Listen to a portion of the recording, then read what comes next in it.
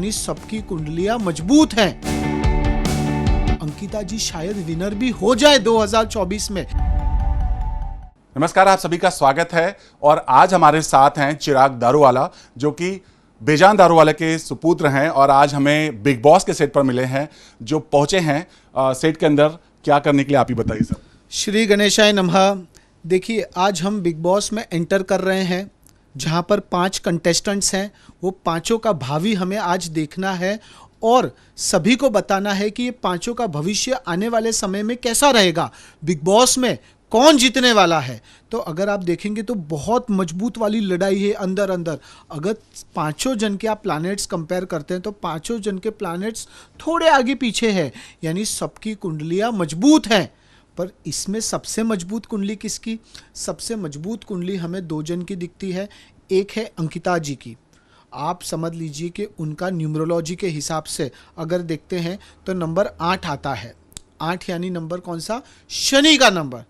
और ये साल कौन सा है? ये शनि का साल है। शनि यानी क्या? शनि यानी चीफ जस्टिस, न्याय के देवता। आपने अच्छे काम किए हैं तो आपको अच्छे फल मिलेंगे। तो ये 2024 का साल अंकिता जी के लिए बहुत बेहतरीन है। और आप यह भी कह सकते हैं कि अंकिता जी शायद विनर भी हो जाए 2024 में बिग बॉस 17 की। बट साथ साथ में अगर दूसरे कंटेस्टेंट्स का आप देखते हैं, जैसे कि मनारा चोपड़ा है, अभिषेक जी हैं, अरुण जी है, और किसको हम भूल नहीं सकते? मुनावर जी को हम भूल नहीं सकते, जो शायद एस्ट्रोलॉजी में विश्वास करें ना करें, बट उनका भी भावी बहुत मजबूत है। उनको जीवन में सरप्राइजिंगली चीज़ें बहुत मिलती है। अचानक जो नहीं सोचा और वो मिल गया, और जो सोचा है वो नहीं मिला। बट मजबूताई अरुण जी की भी काफ़ी लगती है।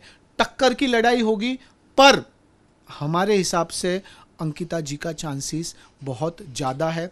और अगर आप कंपेयर करते हैं अभिषेक जी की कुंडली और मनारा चोपड़ा की कुंडली, तो मनारा का क्या है? मनारा बहुत मेंटली लोड ले लेती है, बहुत स्ट्रेस ले लेती है। तो कहीं ना कहीं जहां चंद्र कमज़ोर होता है तो वहां पर इंसान को रिजल्ट नहीं मिलता। क्यों? चंद्र कमज़ोर हो गया, मेंटली आप स्ट्रेस हो गए, आप डिसीजन नहीं ले पाए। अब डिसीजन नहीं ले पाए, बोल नहीं पाए, तो क्या होगा? आप डीमोटिवेट हो जाएंगे। डीमोटिवेट हो गए यानी ये जो गेम है, ये जो खेल है बिग बॉस का, उसमें से शायद उनको बाहर आना पड़े। पर मनारा जी के लिए एक ही एडवाइस है कि जो भी करें सोच समझ कर करें, प्लानिंग करें, और बाहर जब भी आए तो आप चंद्र की वीटी, चंद्र की रिंग 5 कैरेट में जरूर से पहने। उससे आपका मन शांत रहेगा और आप इंटेलिजेंट है, बहुत कुछ कर सकते हैं मनारा जी। पर करियर वाइज अगर आप पूछेंगे हमसे तो हम लिख के देने तैयार है, आप 5 से 7 साल अभी भी पीछे हैं। जिस लेवल पे आप जा सकते हैं, जिस लेवल को आप डिजर्व करते हैं, अचीव करना चाहते हैं, वहाँ नहीं पहुँच पाए। तो प्लानिंग करके चीज़ें करेंगे तो ज़रूर से आपको अच्छे रिजल्ट मिलेंगे। और अभिषेक जी का एक चीज़ है कि आपको गुस्सा नहीं करना है, शॉर्ट टेम्पर्ड नहीं रहना है, पेशेंस रहकर कार्य करना है, शांति से काम करना है, धीरज रख के काम करना है, तभी जाकर आपको सक्सेस देखने को मिलेगा। पर 2017 बिग बॉस का ये जो 17 है, बिग बॉस 17 जो है 2024 में जो ये कंप्लीट होने वाला है 28 जनवरी को, उसमें विनर का चांस हमें अंकिता जी का भावी काफ़ी मजबूत लगता है। और देखने जाए तो अरुण जी को भी हम टक्कर का कह सकते हैं। अब देखते हैं, रिजल्ट का अवेट करते हैं, और प्रभु गणेश जी सभी को सद्बुद्धि दे और सभी के जीवन में खुशियों का आगमन कराएं। यहाँ पर एक और चीज़ बड़ी इंपॉर्टेंट है, क्योंकि इस बार एस्ट्रोलॉजर 2 जा रहे हैं, राइट? तो जाहिर सी बात है, आप अपनी बातें रखेंगे, वो अपनी बातें रखेंगे, आपसी मतभेद हो सकते हैं। हो सकता है आप दोनों के बीच, आप दोनों की जो गणित या ज्योतिषीय विद्या कहती है, उसमें कुछ मतभेद होगा, तो उसके लिए तैयार हैं? देखिए, हम आपको एक ही चीज़ बोलेंगे कि हमारे पास अलग अलग प्रकार के लोग आते हैं, अलग अलग किस्म के लोग आते हैं। कोई पूछता है कि हमें तो वो ज्योतिषी ने ये बोला। हम एक ही चीज़ बोलते हैं कि आप हमारे पास आए हैं। एस्ट्रोलॉजी क्या है? एस्ट्रोलॉजी फेथ है, श्रद्धा है। अगर आप एक इंसान के पास जाते हैं तो एक का ही फॉलो करें। Astrologer is like a doctor. अगर आपको कोविड हुआ है, आप 2 डॉक्टर की सलाह लेंगे तो आप ठीक नहीं हो पाएंगे। एक के ऊपर विश्वास रखेंगे, श्रद्धा रखेंगे, तो आपको जरूर से आने वाले समय में खुशियों देखने को मिलेगा।